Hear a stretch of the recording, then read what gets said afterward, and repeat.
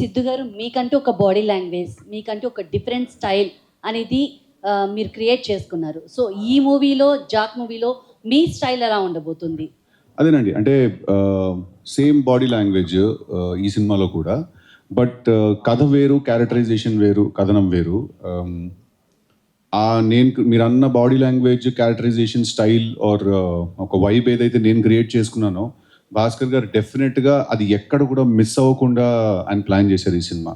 In fact నాకు cinema బిగినింగ్లో ఆయన చెప్పిన మాట ఏంటంటే, నేను అస్సలు ఎక్కడ కూడా నీకున్న బాడీ లాంగ్వేజ్, ఎనర్జీ కానీ ఎక్కడ కూడా తగ్గకుండానే నేను ఈ సినిమా తీస్తాను, ఏదో నేను వేరే కైండ్ ఆఫ్ ఫిల్మ్స్ చేస్తాను కదా అని చెప్పి దీనిలో నిన్ను మార్చేయను కంప్లీట్గా. ఎందుకంటే ఆడియన్స్ ఒకటి ఎక్స్పెక్ట్ చేస్తారు నువ్వు అంటే, అది ఉంటూనే నేను చెప్పాల్సిన ఒక కొత్త కథ, ఒక కొత్త స్టోరీ నేను తీస్తానని చెప్పారు. సో ఎక్కడ కూడా మీకు 1% కూడా తగ్గదండి ఆ ఎనర్జీ. టిల్లు వాగుతూనే ఉంటాడు కదా, అలాగే జాక్ కూడా మాట్లాడుతూనే ఉంటాడు సినిమా అంతా.